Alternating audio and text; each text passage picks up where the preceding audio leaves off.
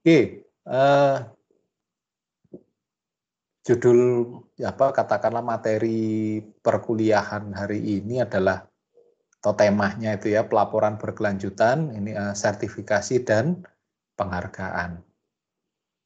Jadi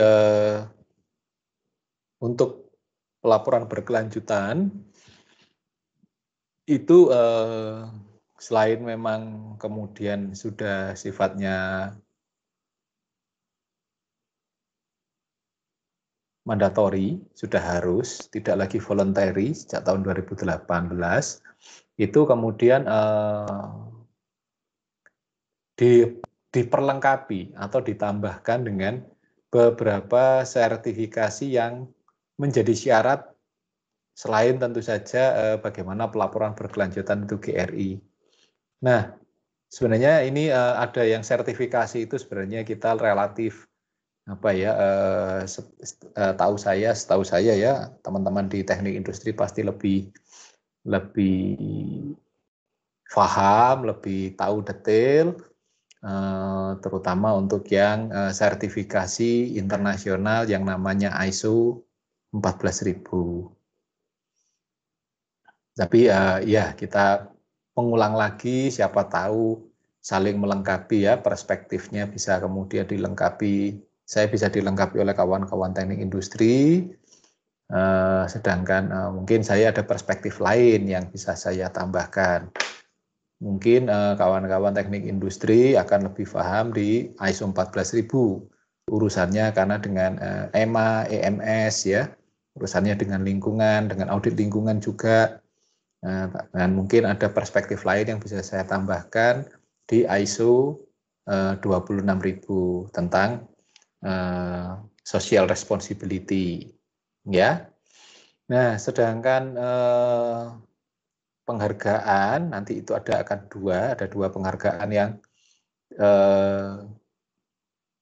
ada yang satu itu penghargaan yang tidak perlu mendaftar, artinya siapapun bisa ikut, bisa dinilai, asal dia perusahaan yang go public.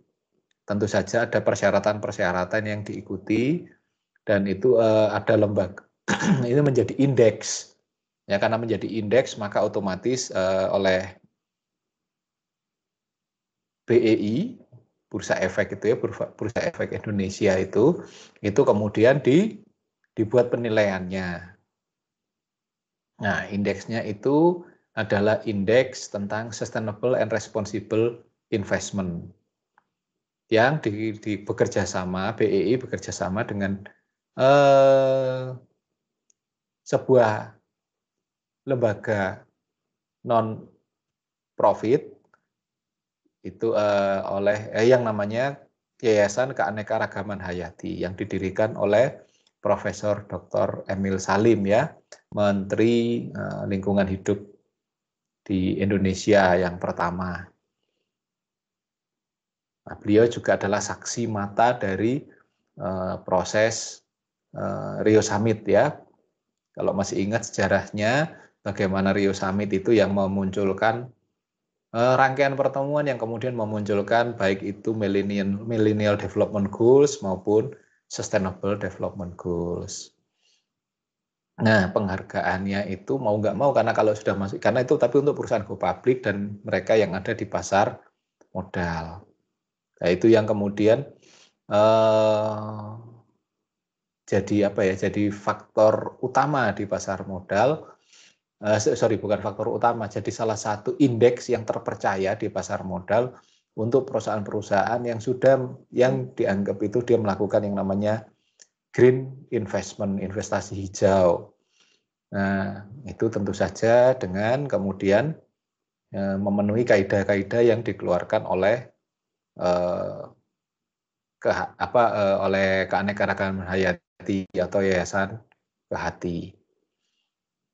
Nah, penghargaan yang kedua itu lebih terbuka, bisa didapatkan, bisa diperoleh oleh siapapun, baik perusahaan go public maupun tidak go public. Kan kasihan kalau yang tidak go public, kalau mereka ternyata pingin dihargai, mereka pingin tahu seberapa jauh sustainable reporting yang mereka sudah buat. Nah, sustainable reporting itu, nah ini sudah muncul. Itu yang dibuat oleh sebuah lembaga NSCR ya, yang lembaganya tingkatnya sebenarnya untuk untuk Sustainable Responsibility, National Sustainability Report. Jadi itu lembaga internasional yang kebetulan ada juga di Indonesia yang mengedepankan bagaimana pelaporan berkelanjutan itu dibuat dan dihargai. Nah, itu sifatnya mendaftar. Nah, tentu saja ternyata lebih lanjut, ISRA itu berkembang tidak hanya tingkatnya Indonesia, tapi tingkat Asia. Nah, ini kan ini sudah mulai nih masuk ke konsep. Padahal saya masih ngomong di pendahuluan ini tadi. Oke, nggak apa-apa deh. Ini di pendahuluan ini ya, ada ISO 14000, ISO 16000, dan kemudian indeks Sri Kehati juga ISRA. Nah, kita bisa lanjutkan. Nah, setelah pendahuluan ini kan kita membahas tentang ISO 14000. Nah, ISO 14000, nah itu tadi sudah dibuka, konsepnya seperti apa sih? Jadi intinya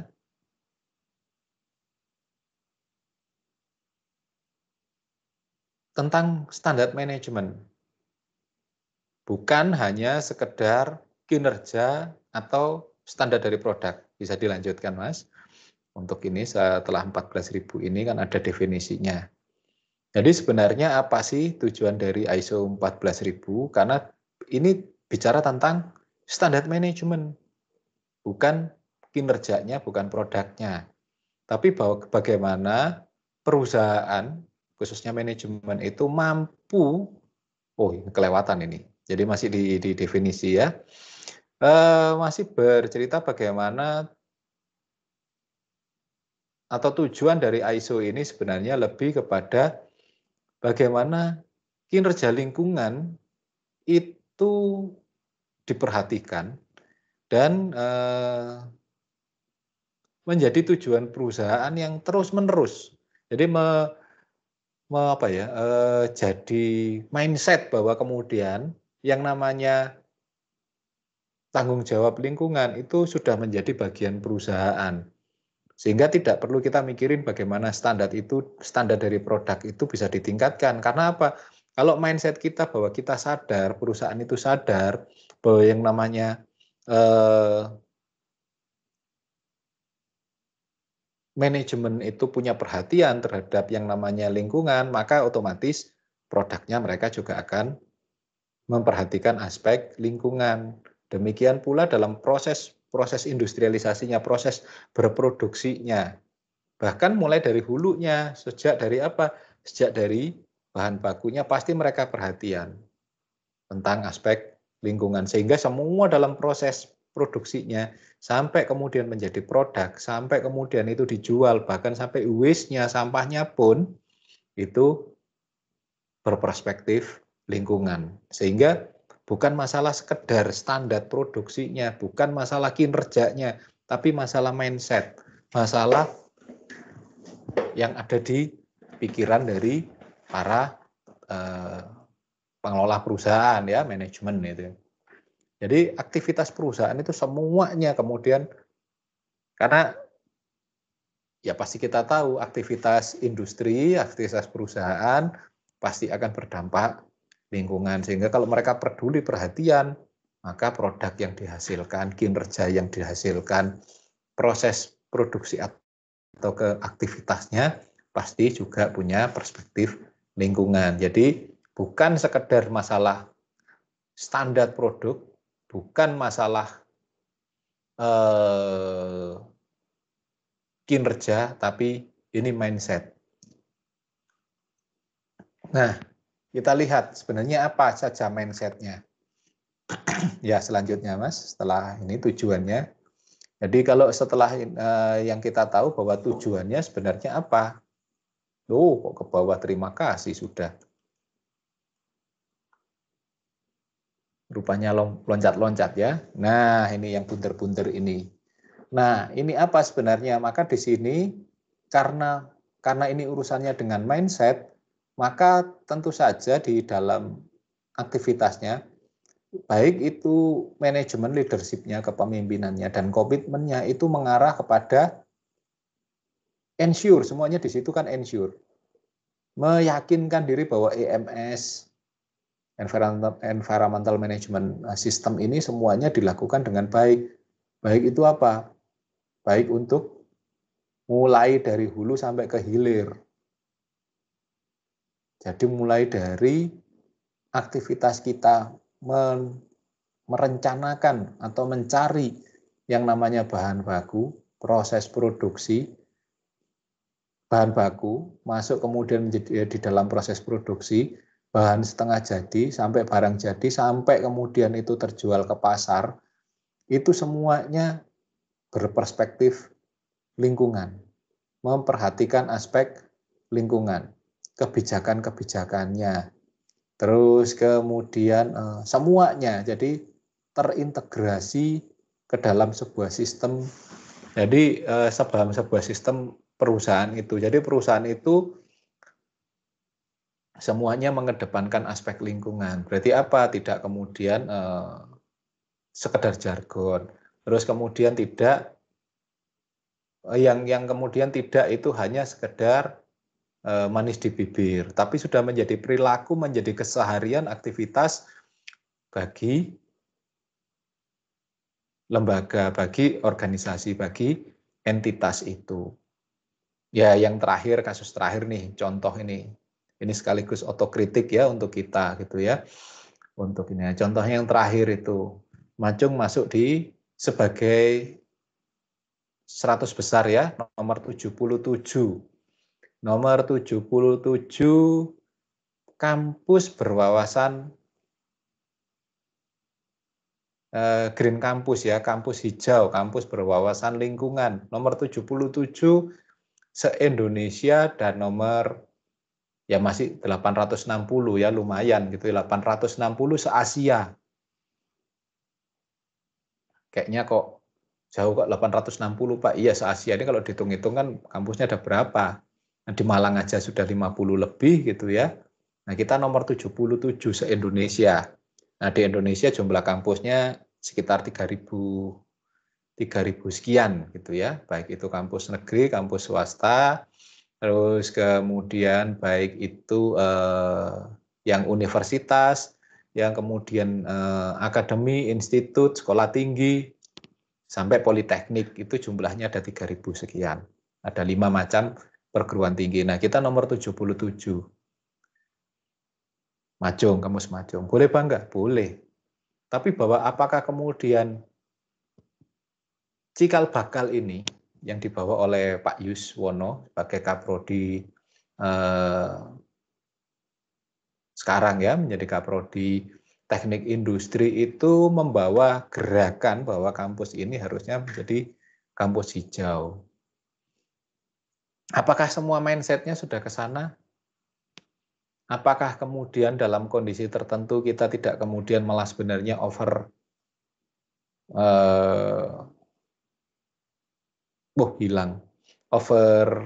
confidence atau kemudian over production gitu.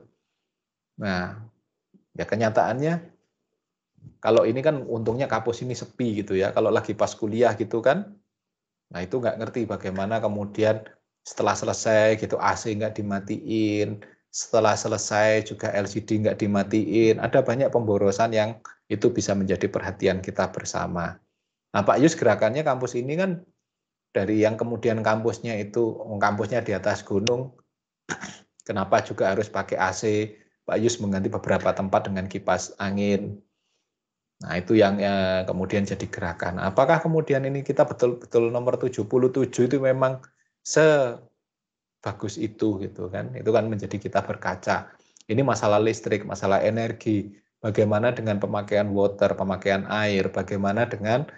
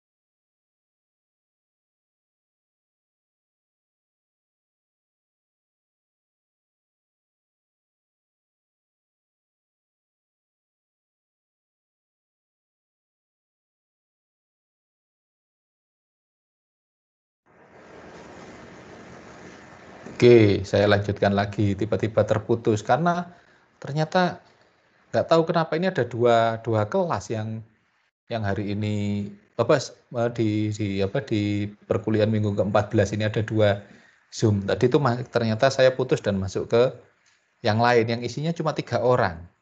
Mungkin di-invite aja teman-temannya itu yang masuk ke yang kelas sebelah itu bisa di-invite dimasukkan di kelas ini.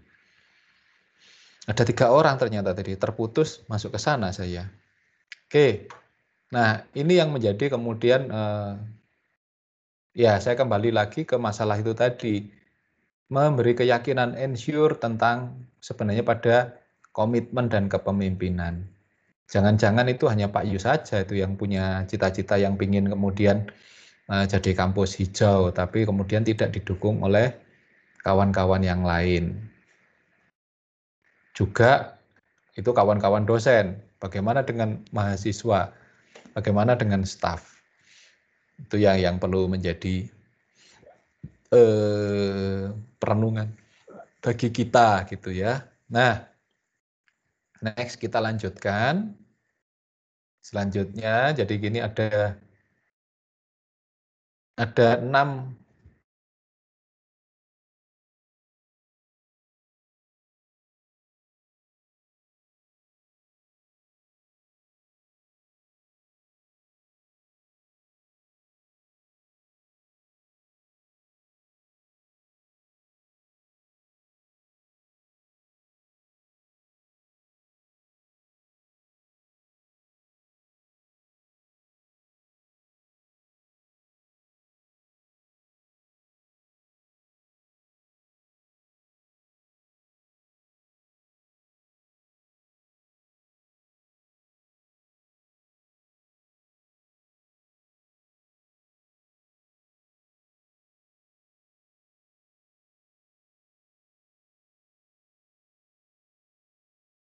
Oke. Nah, ada 6 yang menjadi dasar pikir dari ISO 14000 itu ya. Ada local environmental and community. Jadi komunitas lokal dan lingkungan di sekitar kita ya, lingkungan lokal. Kemudian basic material and natural resources, bagaimana penggunaan sumber daya alam, contamination dan degradasi and degradation. Jadi kontaminasi atau polusi yang kita dampakkan dan degradasi lahan yang kita akibatkan dari proses industrialisasi. Ada kemudian waste management, bagaimana kita pengelolaan sampah. Terus kemudian release to water, bagaimana saat kita kemudian melepas itu ke air dan emisi gas itu juga harus diperhatikan. Jadi ada 6 dasar pikir yang menjadi 6 dasar yang menjadi pertimbangan dasar pikir dari ISO 14000. Nah, ini kan ini kawan-kawan sudah paham semua. Selanjutnya, nah ini kita bicara tentang kesejarahannya. Nah, sejarahnya itu kan dari dilanjutkan Mas dari dasar pikir ini nanti masuk ke sejarahan. Nah, ini kan sebenarnya mulai dari tahun 1992, kemudian ISO 14000 itu dari deklarasi Rio, tahun 1993 itu mulai dikembangkan ISO 14000 terutama di Eropa dengan emasnya itu ya. Terus kemudian 1996 itu versi pertama dari ISO atau ISO 14000 itu muncul. Dan kemudian tahun 2004 itu diupdate EMS itu ya menjadi ISO 14000 versi 2004 dan 2015 itu diupdate lagi menjadi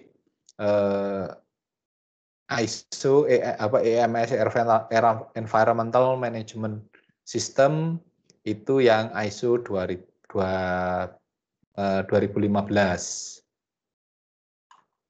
Nah, itu di sejarahnya. Itu di slide selanjutnya. Setelah slide yang dasar pikir ini ada slide sejarah. Nah, kemudian bagaimana model ISO itu dikembangkan dengan model PDCA ini ya.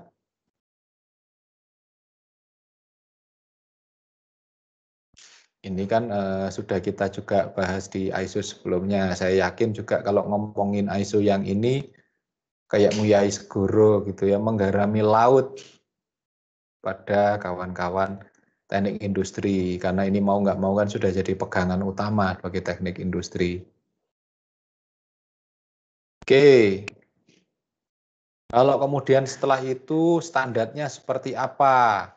Nah, ini standarnya ini ada kemudian di slide ke-9 itu ada peta standar dari ISO.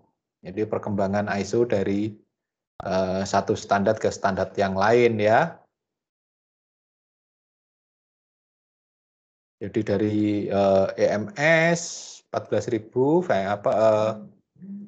family-nya gitu ya, family-nya keluarganya ISO 14.000 itu ternyata ada untuk audit 4001 EMS-nya 4010 sampai kemudian 15 itu environmental auditnya, terus kemudian environmental labeling-nya dari 14.020 sampai 25, terus kemudian life cycles assessment-nya itu yang 2040, 44 dan seterusnya. Di bawahnya itu ada urutan yang lebih detail lagi ya, 14.000, 14.004, 4.010, 11, 12, 13, 25 dan seterusnya. Oke. Itu yang menjadi dasar pertama dari ISO. Jadi International Standard Organization mengeluarkan standar terkait dengan sistem manajemen lingkungan. Itu yang menjadi dasar standar pertama. Jadi mulai dari bagaimana syarat-syaratnya sampai kemudian bagaimana diauditnya per 6 bulan dan bagaimana kemudian kinerjanya itu diukur dan sebagainya. Itu ya, itu yang pertama yang standar harus menjadi pelengkap, menjadi penguat. Artinya bahwa kalau kemudian ISO ini sudah dijalankan sih pasti untuk kemudian tinggal bagaimana pengungkapan. Nah, kalau pengungkapan kan di pelaporan berkelanjutan. Nah, di pelaporannya seperti apa? Artinya kalau ISO sudah dijalani, sudah diikuti, bukan separuh ya, sepertiga dari pelaporan berkelanjutan itu sustainable reporting sudah terjawab. Karena kan kita tahu ya sustainable reporting itu basisnya GRI. GRI ada 3, keuangan, ada kinerja keuangan, ada kinerja lingkungan, ada kinerja sosial. Nah, kinerja keuangan itu pasti dibuat oleh perusahaan yang anak akuntansi buat itu, yang namanya laporan keuangan. Nah, kemudian sedangkan yang laporan yang itu kan pasti tiap tahun karena nanti itu urusannya dengan pemegang saham, dengan pajak dan sebagainya itu harus compliant, artinya harus taat. Akuntan membuat laporan keuangan, perusahaan membuat laporan keuangannya. Nah, selanjutnya ternyata apa? Ternyata ada yang namanya laporan lingkungan, ada standarnya. Nah, kan kalau ini malah lebih ketat dari yang di GRI ini, karena GRI kan pelaporan, jadi bagaimana melaporkannya. Jadi kemudian bagaimana cara membuat laporan itu, standarnya seperti apa, syarat-syaratnya seperti apa, kan menggunakan ISO. Dan ISO itu lebih ketat, lebih berat ketimbang apa yang harus dilaporkan melalui GRI. Artinya bahwa kalau sudah melakukan, kalau perusahaan itu sudah terdaftar ISO, terus kemudian sudah ininya apa, sudah melaporkannya, sebenarnya nggak ada masalah. Untuk GRI-nya sudah setengah jalan lah, sudah beres bagian itu. Ya, ini ada yang mau masuk? Silakan, ada yang mau ditanyakan atau ada masalah dengan presentasi saya.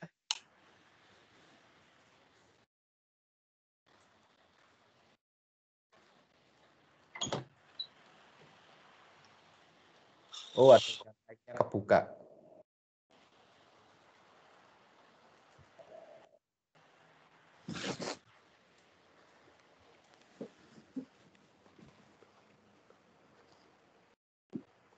Oke. Ada yang mau ditanyakan dengan ISO 14000?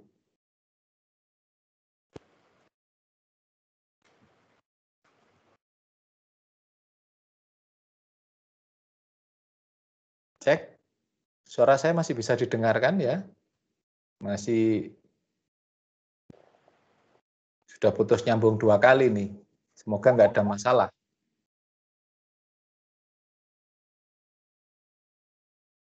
Oke. Apakah masih bisa mendengar, bisa masuk ya suara saya?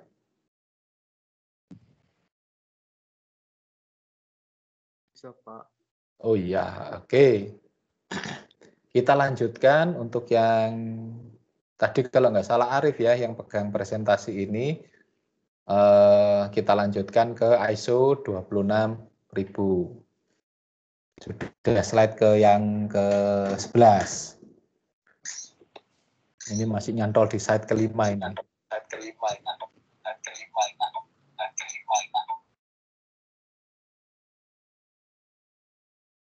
Sorry, slide ke-9 nyantolnya. Harusnya slide ke-11 sekarang.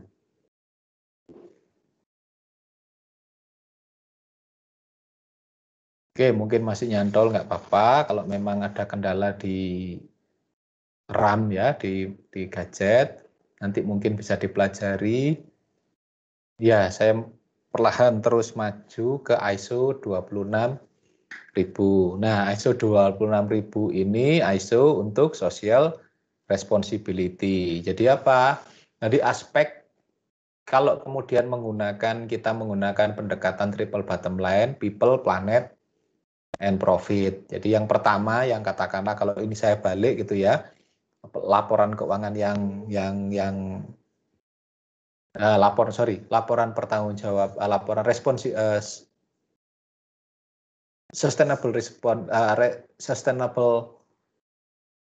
sustainability reporting, pelaporan berkelanjutan. Kalau ini saya balik, jadi laporan keuangan itu yang paling mudah dikerjakan gitu ya, yang paling mudah dikerjakan oleh anak-anak akuntansi dibuat. Nah, kemudian laporan kedua itu yang dibuat oleh teman-teman dari teknik industri terkait dengan laporan lingkungan. Nah, itu kemudian menggunakan standarnya ISO. Jadi itu pun juga secara umum masih bisa gitu ya. Masih lebih mudah dilaporkan karena kemudian standarnya itu jelas dan semuanya sifatnya wajib. Nah, laporan yang ketiga yang dibuat itu adalah dalam laporan berkelanjutan, ini adalah ISO 2, basisnya adalah ISO. GRI itu pelaporannya, sedangkan bagaimana standar-standarnya, bagaimana kemudian metodologi yang dipakai itu menggunakan ISO 26000. Nah, GRI-nya sudah wajib, pelaporannya sudah wajib, tapi ISO itu belum wajib penggunaannya. ISO masih sifatnya voluntary. Karena apa?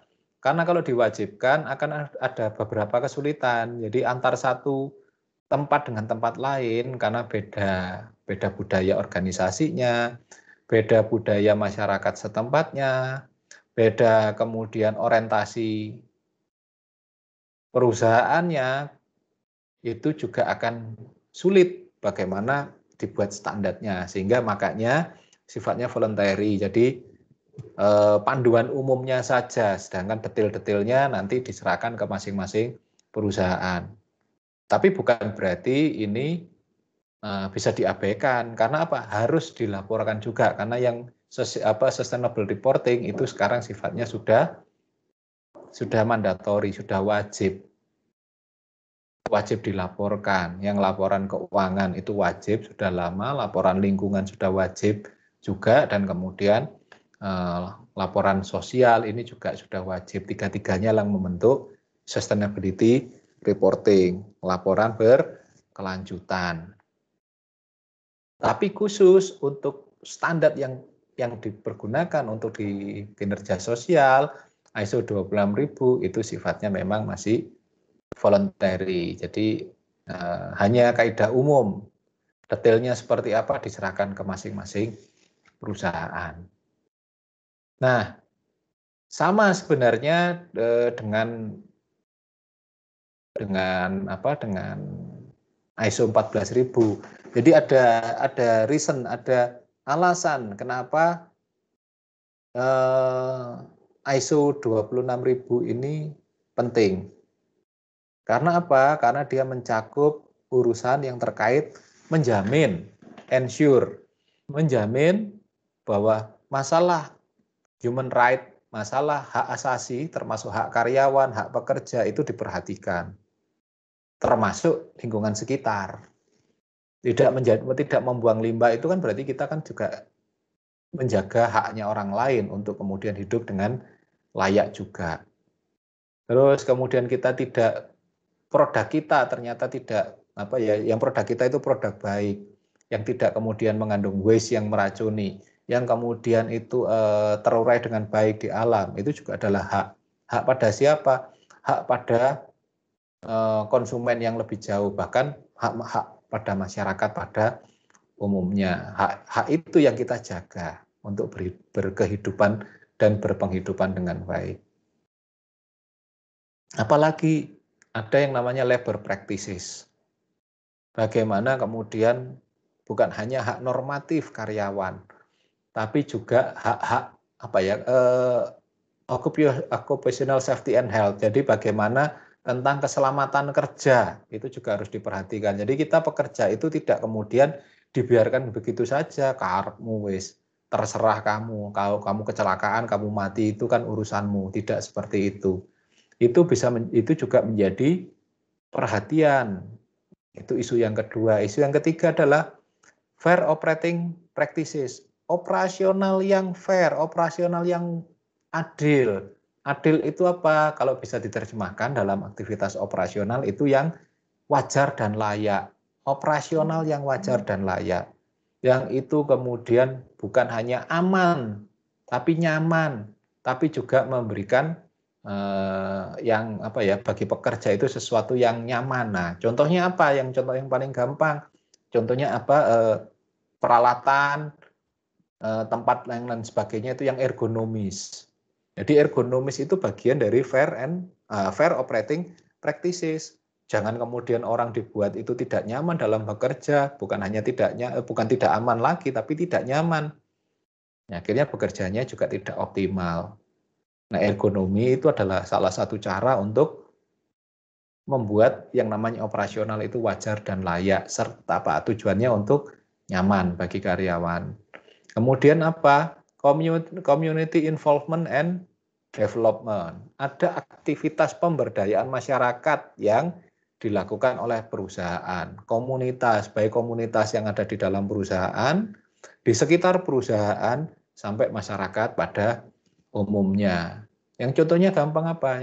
Yang paling mudah. Ya kemudian mereka aktif di dalam aktivitas lingkungan, mereka kemudian bersolidaritas kalau memang ada bencana dan sebagainya. Nah, itu adalah bagian dari tanggung jawab sosial dari perusahaan. Ada consumer issue konsumen. Bagaimana konsumen itu harus dilayani dengan baik, bagaimana konsumen itu bukan hanya pelayanan prima, bukan hanya produk yang bagus, tapi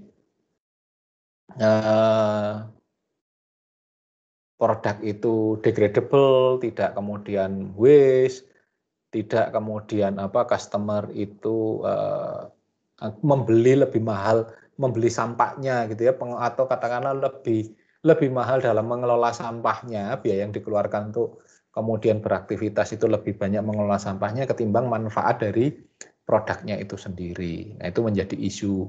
Terus kemudian apa? Ada isu lingkungan. Nah, itu harus diperhatikan. Ada 7 alasan mengapa mengimplementasikan yang namanya ISO 26000. Ya, atau disebut juga 7 core subject. Ada 7 isu utama yang harus diperhatikan. Nah, ke-7 itu tadi membentuk sebuah pendekatan yang holistik, pendekatan yang terintegrasi. Karena itu semuanya nanti akan terkait, satu dengan yang lain saling terkait. Dan 7 bidang ini membentuk yang namanya apa? Governance, tata kelola perusahaan yang baik. Ya, jadi kalau perusahaan bisa menjalankan semuanya, ya tata kelolanya pasti baik. Nah, itu yang menjadi isu selanjutnya. Atau 7 isu itu. Nah, kalau kemudian dasar pikirnya ternyata dari 7 subjek itu, kalau mau dilihat, kalau kemudian mau diturunkan sampai kepada tingkatan bagaimana kita pengoperasionalkan, 7 subjek itu menjadi 43 isu. Jadi itu juga yang nanti akan kalau Anda baca di ISO 26000, dari 7 itu kalau dijabarkan jadi 43 isu. Jadi 7 core subject, 7 paradigma pemikiran utama menjadi 43 isu. Sedangkan proksinya kalau mau dijabarkan lagi itu ada 300-an isu. Jadi 7, jadi 43, jadi 300 isu. Nanti kemudian itu yang harus dipenuhi saat kemudian kita melakukan ingin mendapatkan sertifikasi ISO. Jadi ada 300 checklist, ada 300 item. Nah, masing-masing kan betul ada nanti pada proses pembobotannya, ada apa sehingga kemudian ada penilaian tertentu orang itu lolos ISO atau tidak. Nah, kalau kemudian katakanlah dia memenuhi standarnya untuk kemudian ISO itu bisa terpenuhi, maka bagaimana dia melaporkannya, mengintegrasikannya dengan sustainable reporting di GRI itu jauh lebih mudah. Jadi apa laporannya? Pasti laporan yang baik, ISO-nya baik, teraudit dengan baik, terlaporkan dengan baik. Nah, ISO kan ada laporannya sendiri ya, ISO 14, ISO 16, ISO 26000 itu kan kemudian ada laporan yang versi untuk sustainable reporting-nya. Kalau yang lebih berat aja terpenuhi, maka nggak akan ada susahnya saat kemudian membuat laporan berkelanjutan yang untuk kinerja perusahaan. Artinya kalau kemudian sudah terpenuhi, kalau kemudian perusahaan apalagi ini kita ngomong governance yang baik, semuanya mengarah apa? Baik ISO 14000, ISO 26000 itu mengarahnya kepada governance. Demikian pula di keuangan, governance, tata kelola.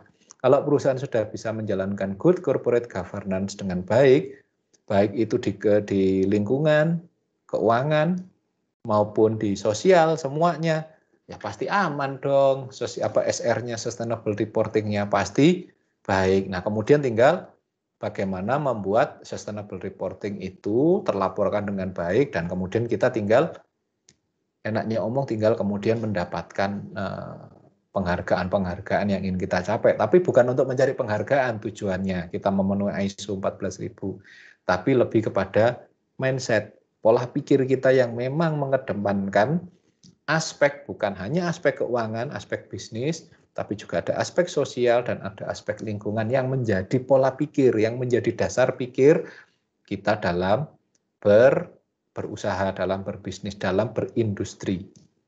Nah, kalau itu sudah terpenuhi, ya perusahaan pasti relatif baiklah. Nah, kalau dilanjutkan lagi, kebetulan slide-nya nggak jalan, mungkin masing-masing bisa pegang ya slide-nya, bisa kemudian jalan masing-masing. Nah, setelah ini slide yang ke-16 itu skemanya. Nah, skemanya ini skematiknya itu overview-nya memang agak lebih kecil, sedangkan yang di 17 ini yang hanya itu ya, yang kemudian skemanya saya buat gambar yang lebih besar, yang lebih mudah dibaca.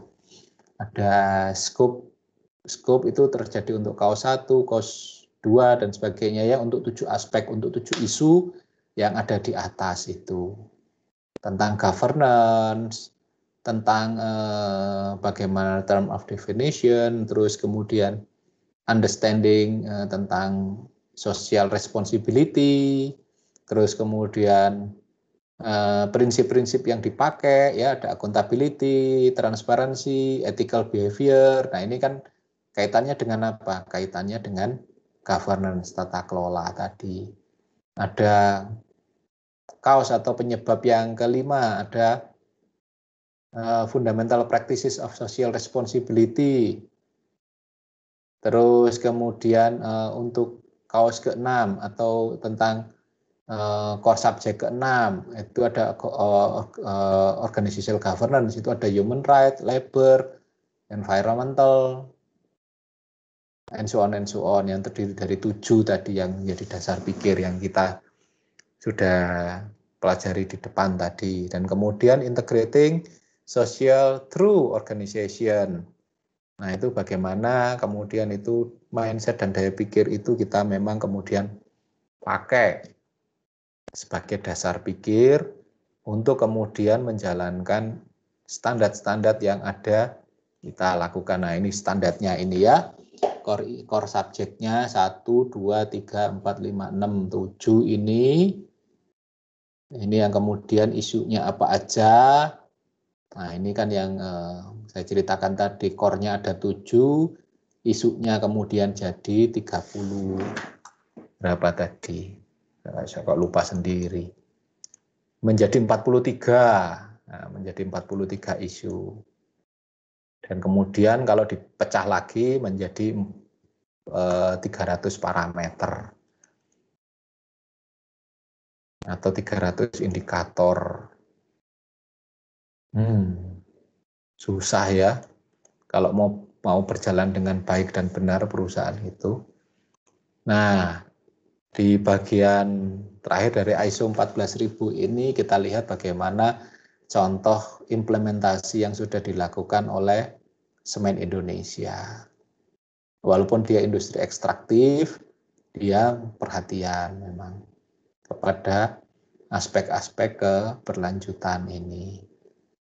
Ini dia nyatanya walaupun perusahaan itu semen ya kita tahu waste-nya nggak karu-karuan, kita tahu bahwa kemudian pemakaian energinya yang tinggi, kita tahu kemudian bagaimana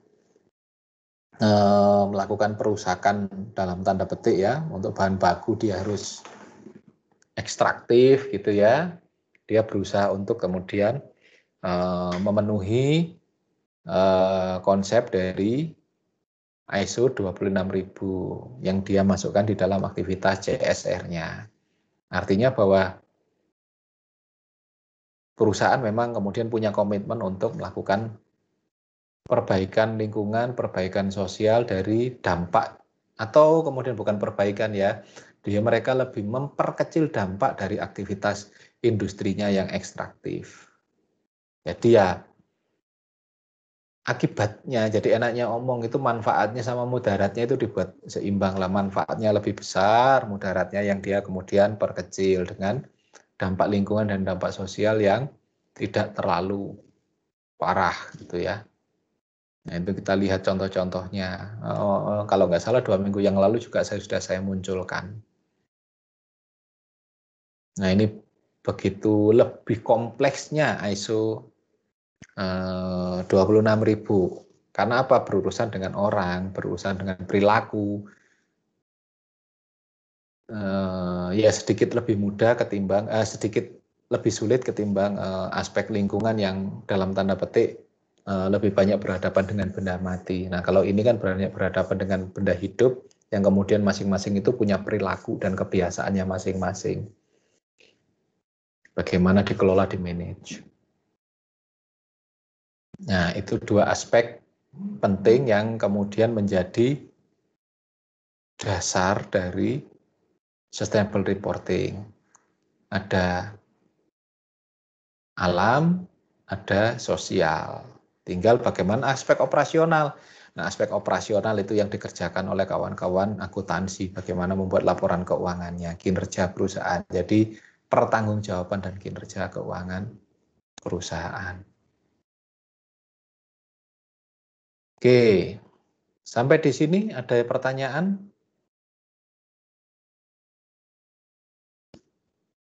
Tentang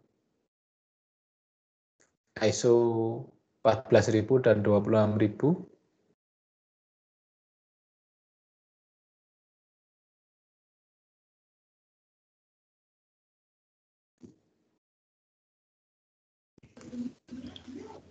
Belum ada, Pak. Oh, belum ada. Oke, kita lanjut pada selanjutnya ya mengenai kalau tadi kan ada 2 standar yang harus dipenuhi untuk memenuhi pelaporan keuangan. Jadi pelaporan keuangan, pelaporan berkelanjutan, sustainability reporting itu enaknya omong kalau sudah kita memenuhi ISO 14.000 dan ISO 26.000, serta kemudian kalau secara keuangan itu kita sudah taat dan bahkan sudah audited, artinya bahwa kemudian saat kemudian kita menyusun yang namanya pelaporan berkelanjutan, itu everything is okay gitu ya, lebih mudah karena kita sudah diverifikasi oleh orang luar. Untuk keuangan kita diaudit oleh audit eksternal, artinya bahwa compliance, operasional kita sampai kinerja kita baik. Terus kemudian ISO itu ISO 14.000 dan 26.000 itu yang mengaudit pelaksanaan dan kinerja kita. Artinya kalau itu terpenuhi, 3 ini terpenuhi ya sebenarnya perusahaan itu nggak perlu mikir lagi, berarti semuanya sudah terpenuhi, is good gitu, everything is good. Secara keuangan dia bagus, kinerja sosial bagus, kinerja lingkungannya bagus. Tapi itu tadi kalau memenuhi 3 standar ini. Nah, saat itu kemudian apa? Ya tinggal kemudian perusahaan tinggal beroperasi sebagaimana wajarnya. Nah, kemudian ya tinggal bagaimana kemudian menunggu aja penghargaan itu datang dengan sendirinya, nggak mencari, nggak ngejar, tapi itu nanti akan datang dengan sendirinya. Kalau dia perusahaan go public, nah ini contohnya, perusahaan itu kalau go public, maka kemudian dia akan bisa saja secara otomatis ya untuk perusahaan go public. Nah ini kan kita memisahkan antara perusahaan tidak go public, perusahaan yang tidak ada di pasar modal, dan perusahaan yang go public yang ada di pasar modal. Nah untuk yang di pasar modal, itu otomatis akan dinilai indeksnya. Kinerja apa? Yang dinilai adalah indeks. Ya, ini kita lanjutkan ke slide 20 dan sekarang ke slide 21. Indeks terhadap sustainable and responsible investment. Jadi, perusahaan kita itu dinilai sebagai perusahaan yang sustainable and responsible. Investasinya itu yang sustainable dan responsible. Artinya, aktivitas investasi kita, aktivitas usaha kita, aktivitas bisnis kita, aktivitas kita berindustri itu berkelanjutan dan bertanggung jawab. Nah, ini dimunculkan indeksnya. Siapa yang menilai atau siapa yang melakukan? Yang melakukan ada timnya ya. Tapi bahwa kemudian ide ini muncul dari Kehati, bekerja sama Kehati yang sudah saya ceritakan ya, yang didirikan oleh Bapak Emil Salim, Menteri Lingkungan pertama. Nah, itu kemudian dia mendirikan Yayasan Kehati dan kemudian digandeng oleh yang namanya Bursa Efek Indonesia untuk kemudian punya indeks untuk sustainable and responsible investment. Indeksnya apa? Indeksnya namanya SRI Kehati. Sustainable and Responsible Investment SRI, sedangkan Kehati itu Keanekaragaman Hayati, yayasan yang dimiliki oleh Pak Emil Salim. Nah, bekerja sama. Kemudian apa? Membuat sebuah indeks. Indeks itu apa? Berarti penilaian tentang kinerja. Tematik tentu saja. Nah, di sini kan tematiknya apa? Sustainable and Responsible Investment. Itu ada kemudian tim yang melakukan penilaian khusus, perusahaan-perusahaan mana sih di pasar modal ini yang sudah memenuhi kaidah Sustainable and Responsible Investment. Nah, indeks Rikahati ini baru ada di Indonesia sejak 8 Juni tahun 2009. Jadi masih 11 tahun ya. Nah, tujuannya apa sih? Tujuannya ini kan sebenarnya untuk menilai perusahaan itu sudah enggak menjalankan prinsip berkelanjutan dan tata kelola yang baik. Terkait dengan apa? Terkait dengan 3 hal, lingkungan, sosial, dan keuangan tentu saja. Karena di pasar modal ya, aspek keuangan pasti jadi perhatian. Jadi tetap triple bottom line yang dipakai. Sehingga apa? Investor, mereka yang orang-orang yang mau berinvestasi di pasar modal tahu seandainya prinsipnya ya kalau kemudian katakanlah kalau saya investor biasa-biasa saja yang saya tidak peduli dengan lingkungan dan sosial, mungkin saya nggak perlu memperhatikan indeks Riga-Hati, saya bisa pakai yang lain. Ada indeks Kompas 100 perusahaan yang paling bagus. Ada katakanlah LQ45, perusahaan yang paling liquid, yang paling transaksinya paling banyak. Nah kalau saya pinginnya itu seandainya saya jadi investor atau Pak Yus gitu atau siapapun di sini karena kita sudah belajar tentang pelaporan berkelanjutan ya jangan hanya lihat yang menguntungkan saja secara keuangan tapi ada aspek lingkungan dan aspek sosial nggak yang dikerjakan. Nah ini dengan masuk di indeks Riga-Hati.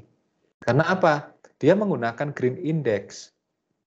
Nah, walaupun kayaknya telat ya tahun 2009, ternyata ini kita itu nomor 1 loh, pertama di ASEAN dan yang kedua di Asia.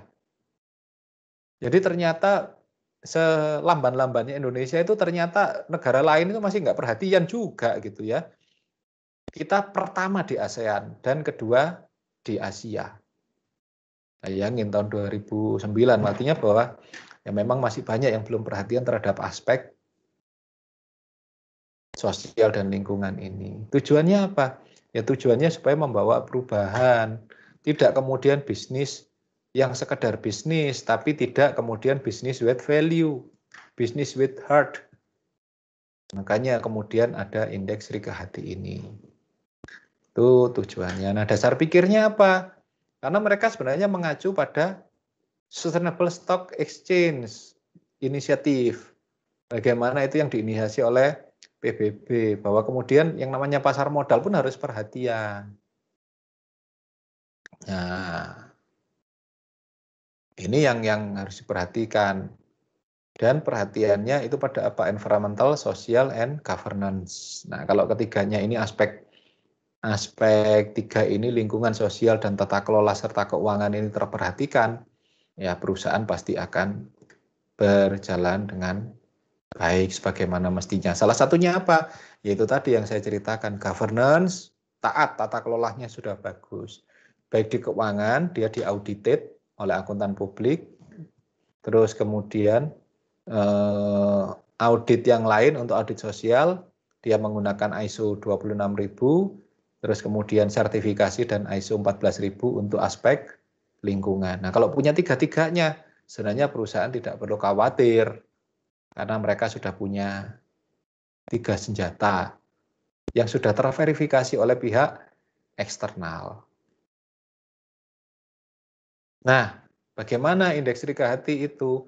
Ternyata itu dinilai bukan tiap tahun, tapi setahun itu 2 kali penilaiannya. Akan muncul penilaiannya itu di bulan April dan Oktober. Ya tentu saja dasar penilaiannya apa? Ya dasar penilaiannya kinerja tahun kemarin dan tahun sekarang yang sedang berjalan kan. Kenapa bulan April? Ya iyalah laporan keuangan kan keluarnya April, maksimal keluarnya. Dinilai keluar April karena apa? Prosesnya sudah bisa diikuti untuk yang tahun kemarin. Nah, sedangkan yang tahun berjalan kan tahun kemarin. Nah, kemudian yang tahun ini kan memang kemudian sebagian bisa kita nilai sampai kemudian di Oktober. Artinya 3 trimester pertama itu katakanlah 1,5 semester atau 3 triwulan pertama sampai bulan Oktober itu kan bisa teramati, bisa terlaporkan. Nanti kemudian sisanya yang untuk akhir tahun atau ke total itu kan masuk di bulan April selanjutnya. Jadi keluar penilaiannya indeks ciri hati itu setahun 2 kali di pasar modal, di BEI kita. Berapa? 25 emiten, 25 perusahaan go public terbaik. Jadi ya kita kan ada sekitar 500 sampai 600 perusahaan yang go public. Nah itu dinilai semuanya. Nah kemudian ternyata diambil yang 25 terbaik. Apakah yang tahun pertama, katakanlah pada tahun ini, katakanlah tahun ini 2020, apakah yang April pasti di Oktober keluar? Belum tentu. Apakah maksudnya dia tetap gitu ya? Apakah ternyata April dia masuk, Oktober dia mengalami penurunan kinerja, bisa aja keluar. Atau sebaliknya, April kemarin tidak ada, Oktober bisa masuk. Jadi 6 bulan per semester penilaiannya. Nah, apa aja yang dinilai? Nah, yang dinilai pertama itu seleksi pertama ini pada sisi bisnisnya. Sisi bisnisnya itu perusahaan-perusahaan yang memproduksi pestisida, betul dikeluarkan. Yang persenjataan, enggak dinilai. Tembakau, ya karena tembakau diasumsikan memang secara internasional kan itu adiktif. Dia tidak dinilai, berarti sudah keluar. Perusahaan yang punya daftar negatif ya, alkohol, pornografi, perjudian, GMO yang melakukan rekayasa genetik, pertambangan batu bara itu dikecualikan, tidak diikutkan penilaian karena mereka perusahaan ekstraktif yang dalam tanda petik merusak, itu dikeluarkan. Nah, berarti ya Bumi Resource nggak akan mungkin dinilai ini pakai ini, nggak akan masuk indeks ciri hati, keluar semua sudah. Nah, kemudian masih dinilai lagi, ada seleksi yang tahap kedua. Tahap keduanya itu aspek keuangan. Apa? Bukan hanya rasio-rasio, tapi kemudian apa? Kapitalisasi pasar minimal 1 triliun. Kalau perusahaanmu di bawah 1 triliun, lewat, nggak keluar. Total aset minimal 1 triliun. Free float ratio-nya itu di bawah 10%. Price earning ratio, harga dibanding price earning ratio itu antara harga saham dan laba itu harus positif. Jadi ya indikatornya indikator keuangan. Kalau tidak, dari yang tahap pertama dari 500 itu seleksi, katakanlah tinggal 300. Ini seleksi keuangannya lagi. Tinggal kemudian ternyata yang tersisa tinggal seleksi di bawah 1 triliun dan sebagainya, nggak ada semuanya, tinggal katakanlah dari 500 kemudian jadi 300. Nah, ini terseleksi lagi ternyata cuma sisa 150. Nah, apakah sudah semuanya langsung bisa dinilai? Tidak, masih masuk seleksi tahap ketiga. Ada aspek apa? Aspek yang tadi yang lebih pada pendekatannya pada ISO. Baik 14.000 maupun ISO 26.000. Ada aspek lingkungan. Bagus nggak dia pengelolaan lingkungannya? Aspek sosialnya apa? Keterlibatan pada masyarakat. Tata kelolanya, ketenaga kerjaan, hak asasinya. Katakanlah dari situ, dari 150 terseleksi lagi, tinggal sisa 50. Nah, 50 yang terakhir ini yang kemudian dinilai peringkatnya. Itu pun ternyata dari sisa 50 diambil cuma 25 yang terbaik. Ya tentu saja karena 50 yang tersisa kemarin bisa keluar masuk, bisa bergantian. Jadi tidak mudah menjadi perusahaan yang sustainable and responsible investment.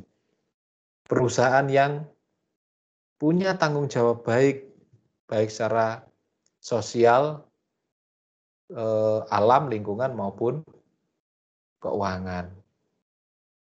Semakin susah ya berusaha. Ya iya, karena kalau tidak semakin seenaknya orang, maka semakin banyak orang yang dikorbankan. Semakin banyak orang yang tersakiti. Semakin lingkungan semakin rusak, terjadi kelangkaan, harga semakin mahal, hidup semakin susah. Nah ini Tugas beratnya siapa? Ini tugas beratnya teman-teman teknik industri dan teman-teman akuntansi serta teman manajemen. Ya, karena kita harus bahu-membahu untuk membuat usaha itu, membuat aktivitas industri itu sesuatu yang aman, nyaman, dan bermanfaat. Jadi bukan hanya aman dalam aktivitas operasional, aman bagi lingkungan, aman bagi pekerja dan masyarakat sekitar, tapi juga nyaman bagi pekerja yang di dalam, bagi mereka yang menikmati, itu nyaman. Bukan hanya aman dan nyaman, ternyata apa? Bermanfaat. Harus ada manfaat, harus ada nilai lebih yang kita tawarkan. Dan berkelanjutan, lestari. Bukan hanya mikirnya untuk hari ini, bukan untuk saat ini, sekarang, setelah itu ke depan ya urusannya lah. Ya sama aja dengan kita membunuh anak cucu kita kan. Lestari, kehidupan dan penghidupan lestari yang berkelanjutan, yang jangka panjang, aman, nyaman, bermanfaat, lestari pula. Jadi semakin berat ya kerja kita.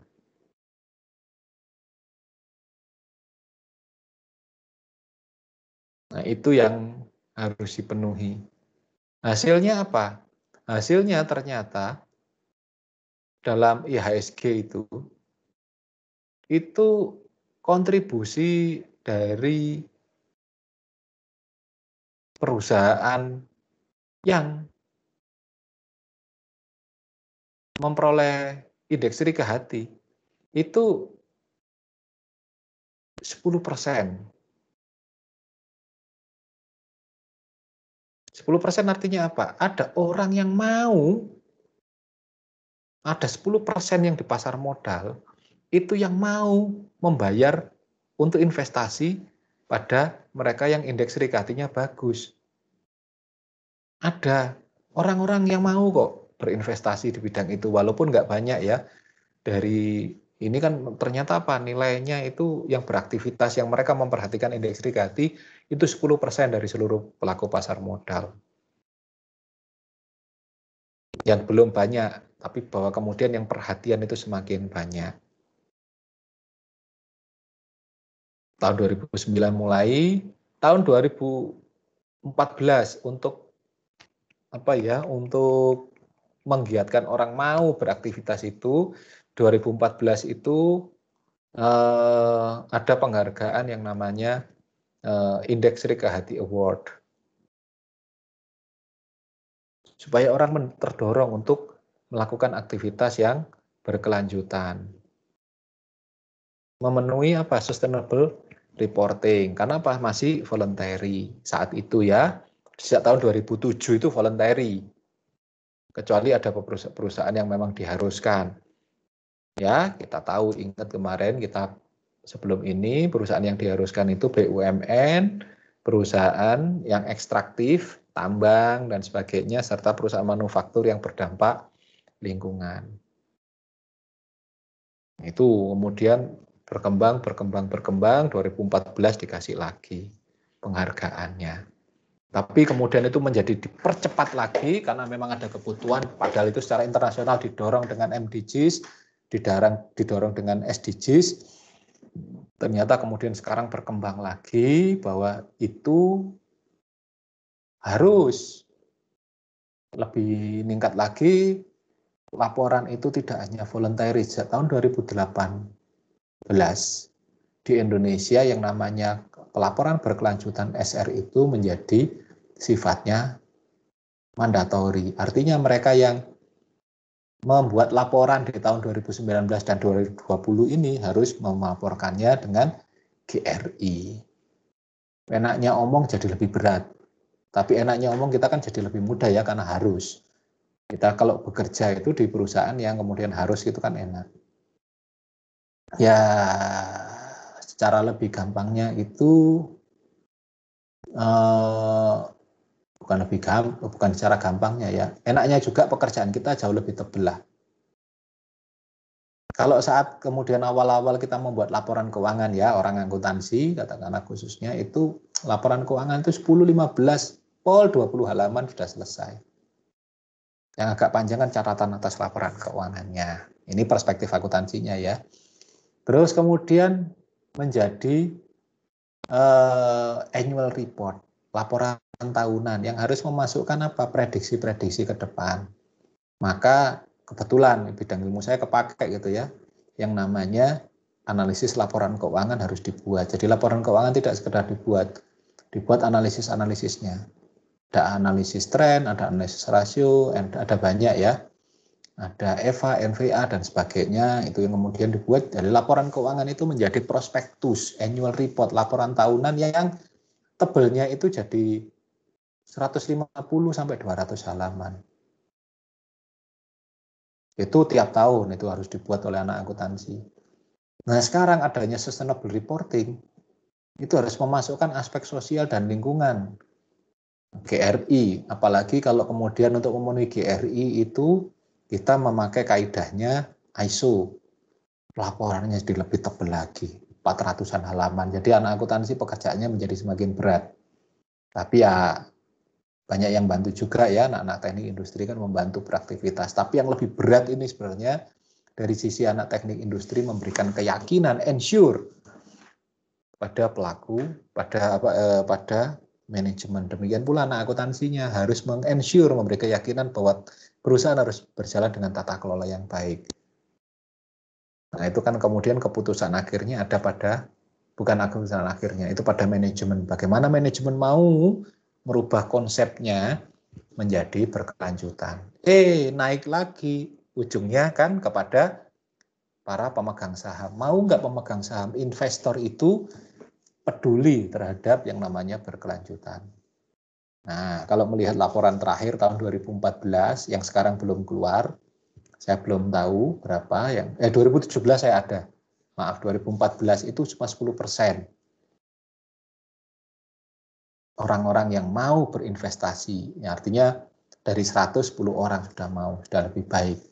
Dan nanti yang tahun 2017-2018 ada peningkatan yang cukup signifikan kok di Indonesia. Yang laporan yang sekarang yang 2020 itu belum tahu saya. Bagaimana kepedulian terhadap aspek berkelanjutan ini, sustainability. Oke, itu dari indeks Srikahati. Ada yang mau ditanyakan?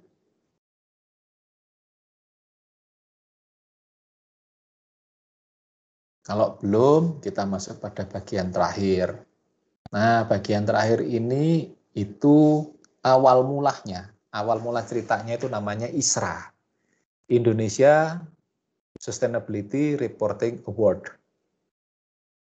Nah, selain indeks Srikahati, ISRA ini muncul pada tahun 2005.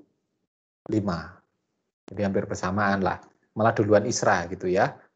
Nah, ISRA ini berangkatnya dari mana sih? Nah, ini sebenarnya sama, sumbernya sama. Sumbernya dari NCSR, National Center for Sustainability Reporting. Jadi ada lembaga-lembaga yang mendorong memang menjadi laporan berkelanjutan. Mahdi ini secara umum, hanya perusahaan secara umumnya. Di pasar modal kan kita baru tahun 2006. 2006 itu aja pertama di ASEAN dan kedua di Asia. Nah, NCSR ini atau ISRA ini kita menjadi memang salah satu yang pendahulu, ya pertama yang di Asia. Bukan pertama ya, tapi menjadi angkatan-angkatan pertama ISRA itu. Nah, intinya apa? Sebenarnya sama seperti yang ada di pasar modal tadi, ISRA tadi. Indeks Srikahati. Tapi kalau indeks Srikahati kan khusus untuk pasar modal. Nah, kalau yang ISRA ini itu untuk semua perusahaan. Tapi dia sifatnya apa? Sifatnya voluntary. Siapa aja yang mau dinilai, silahkan mendaftarkan diri. Ikut nggak mau di ISRA, dinilai ISRA, dan kemudian dinilai itu artinya kemudian mendapatkan penghargaan. Nah, perusahaan-perusahaan di ISRA ini yang mendapatkan penghargaan di ISRA itu adalah perusahaan-perusahaan yang memang mau terbuka, mau memberikan dirinya untuk diperiksa sustainabilitasnya bagaimana. Nah, kemudian apa? Kemudian ya sebenarnya yang mendorong ada banyak, ada MDGs, SDGs, dan sebagainya ya, karena pemerintah kan pingin apa ya, seluruh perusahaan yang ada di Indonesia itu kan ya kalau bisa mengikuti TPB, tujuan berkelanjutan, walaupun TPB-nya itu keluar tahun 2017. Tapi ISRA itu mendahului dengan berbasis pada GRI, berbasis pada MDGs, itu kemudian menjadi salah satu yang mengembangkan sistem penilaian yang untuk yang berkelanjutan. Supaya apa? Supaya bisnis dan proses industrialisasi yang ada di Indonesia itu juga sustainable, juga berkelanjutan. Sebenarnya sama dengan indeks Rickety, bedanya ini kan untuk perusahaan pada umumnya. Nah, kita lihat sejarahnya, ISRA itu awalnya tahun 2005 waktu dibuka, itu masih ada 7 partisipan, hanya 7, padahal yang dicari itu 4 terbaik. 4 terbaik itu dapat emas, perak gitu ya, ada penilaiannya gitu ya, ada penilaiannya, kemudian mereka dapat emas, perak dan sebagainya, memang dapat piagam dan penghargaan saja. Tapi itu kan meningkatkan apa ya, pride, meningkatkan kebanggaan. Selain meningkatkan kebanggaan dan citra perusahaan kan sebenarnya itu pengakuan. Artinya bahwa kemudian kalau mereka masuk mau ekspor dan sebagainya kan lebih mudah. Nah, ISRA ini ada sampai tahun 2012 saja. Karena sejak tahun 2012 itu berganti nama menjadi Sustainability Reporting Award. Karena apa? Mencakup bukan hanya Indonesia, mencakup tingkatan yang lebih luas lagi. Sejak tahun 2012, sejak tahun 2013 tepatnya, 2012 itu kan terakhir ISRA ada. Itu berkembang menjadi SRA saja, menjadi dia melakukan penilaiannya untuk seluruh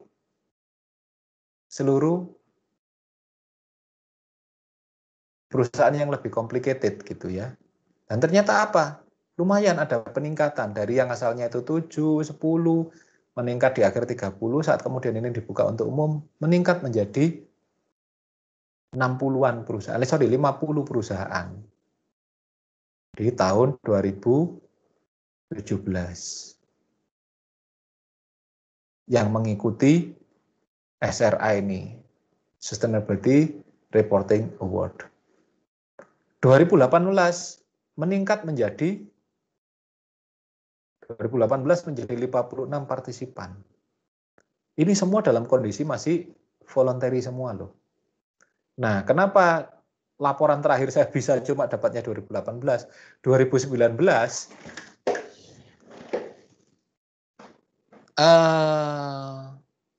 Asia Sustainability Reporting Rating ini berubah ya, jadi reporting rating. Ini menjadi rating saja, tidak award, karena apa? Sudah jadi mandatori sejak tahun 2019 besok. Jadi 2018 itu aturannya keluar, 2019 sudah wajib, sudah jadi mandatori. Mereka yang harus membuat laporan sustainability reporting. Apakah berakhir 2019? Memang tidak diadakan karena awal-awal kemudian ratingnya tetap ada, tapi tidak lagi ada partisipan, jadi kemudian ada rating.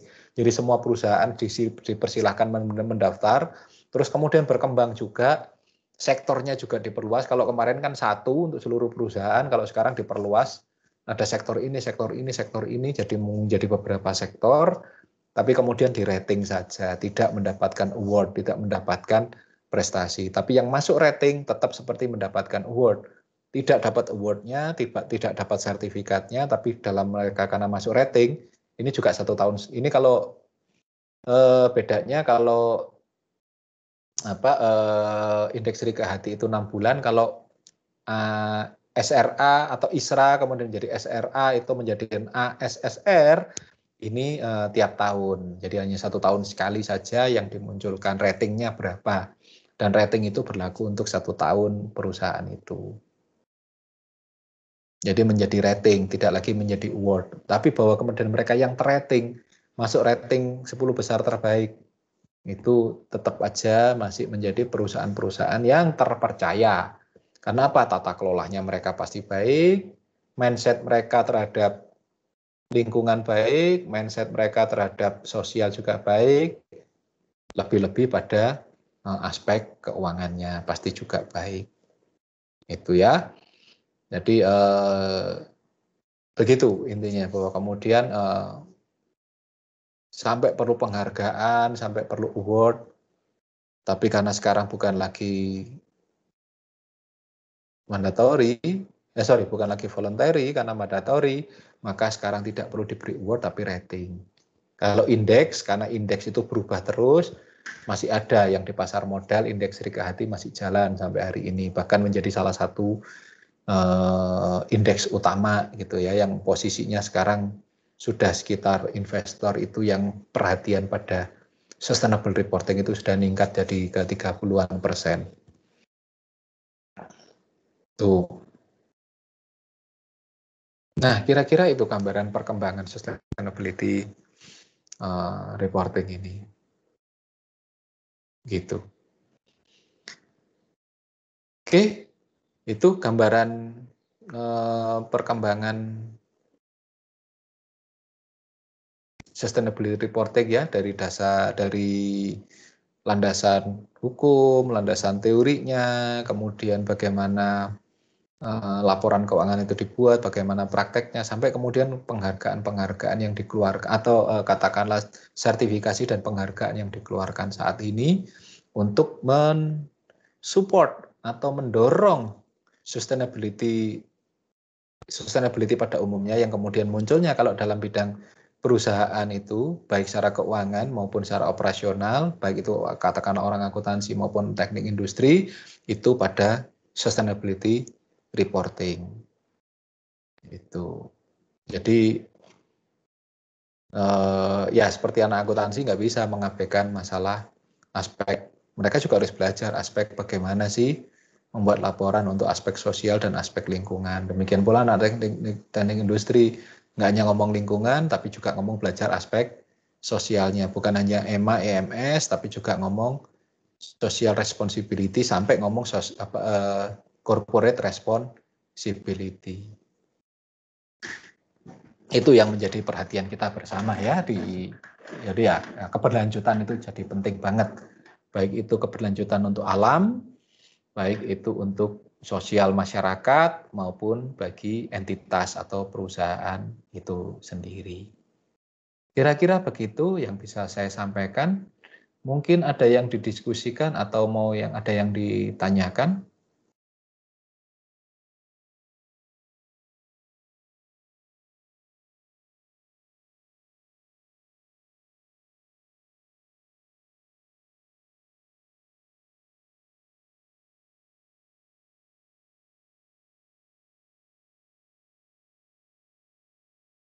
Oke, belum ada ya. Ya,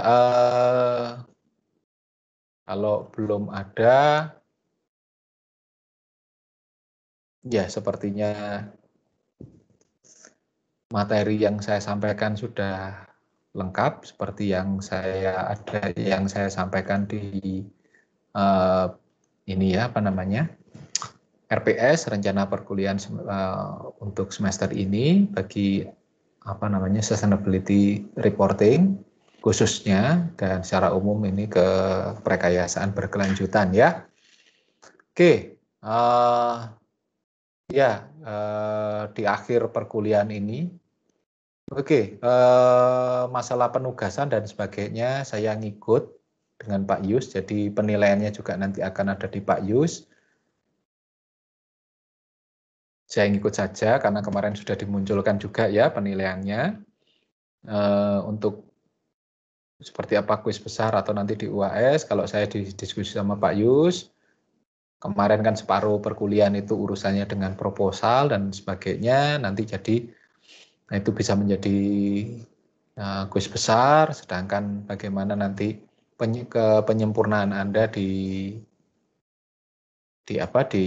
tugas akhir menjadi proposal, kalau nggak salah ingat apa yang disampaikan oleh Pak Yus itu yang menjadi nanti nilai UAS. Sedangkan untuk penilaian saya ikut Pak Yus saja. Jadi nanti Pak Yus yang memberikan nilai, saya jadi hanya membantu memberikan perkuliahan saja. Nah, sedangkan untuk minggu depan itu 22 tidak ada perkuliahannya, karena itu untuk 22 dan 29 katakanlah itu kesempatan Anda untuk memperbaiki proposal Anda dan mengerjakan tugas akhir.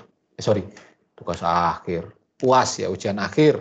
Tugas akhir itu serasa mau membuat skripsi aja.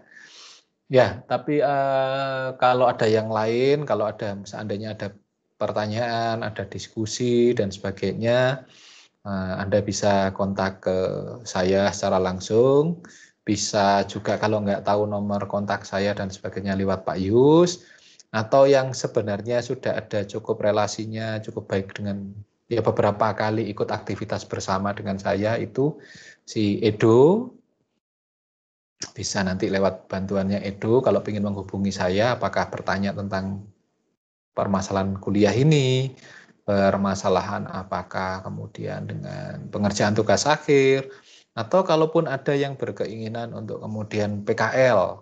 Nah, kebetulan kemarin sempat minggu kemarin itu saya sempat ngobrol dengan Pak Yus juga, karena ada beberapa kawan-kawan yang juga terkendala dengan tempat PKL. Ya kebetulan kalau di perusahaan yang besar ada beberapa, tapi itu di luar kota. Kalau yang untuk di dalam sini sih yang bisa saya bantu memang di IKM. Baik itu ada yang di seputaran kemarin yang saya yang sudah dengan Pak Yus itu sudah jalan ke daerah Rejoso Batu. Terus kemudian yang lain lagi itu ada beberapa tempat yang lain yang bisa saya bantu masuk, itu di kawasan IKM yang ada di kawasan Polean dan ada di kawasan Pakis ya. Untuk di IKM-nya memang bukan lagi industri kecil, tapi memang yang relatif mikro. Kebetulan saya sama Pak Yus juga concern-nya di urusan dengan usaha dan industri kecil, mikro, kecil, dan menengah. Loh ya, silahkan yang mau berkonsultasi, mau kemudian tanya tempat dan sebagainya, silahkan. Ya, kalau untuk perkuliahan saya akan akhiri, tapi sebelumnya saya mohon maaf bila ada memang ada kesalahan, ada salah-salah kata yang tidak pantas atau kurang berkenan. Juga kemudian untuk waktu yang atau miskoordinasi yang mungkin pernah terjadi, yang paling banyak tentu saja saya ngerepoti karena saya terkendala dengan gadget, karena gadget saya tidak bisa dipergunakan untuk Teams. Maklum, keluaran tahun 2008. Teams-nya itu cuma satu, itu diminta minta update di atasnya. Ya, update-nya ternyata juga nggak bisa diupdate karena sudah mentok. Chipset saya sudah mentok, tidak bisa diupdate. Alternatifnya cuma ganti gadget, tapi ganti gadget masih biarlah. Kepentingannya kemarin anak saya baru masuk sekolah, jadi untuk anak saya gitu ya. Jadi bapaknya yang ngalah tetap pakai laptop lama. Oke. Itu yang bisa saya sampaikan. Terima kasih untuk perhatiannya, terima kasih untuk kerjasamanya. Ya semoga Anda bisa menyelesaikan perkuliahan prekayasaan berkelanjutan ini dengan baik, bahkan studi Anda dimanapun berada, yang di Universitas Majung maupun di universitas yang lain, itu bisa terselesaikan dengan baik. Nah, untuk mengakhiri, mari kita tutup dengan doa untuk mendapatkan berkat dan anugerah dari Tuhan yang Maha Kuasa. Berdoa menurut iman kepercayaan masing-masing, dipersilahkan.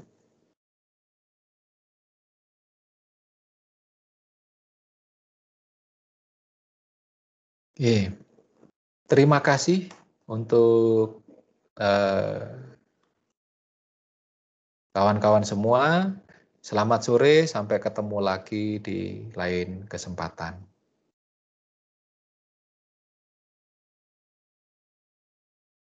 Terima kasih, Pak. Iya, terima kasih. Terima kasih, Pak. Iya. Terima kasih, Pak.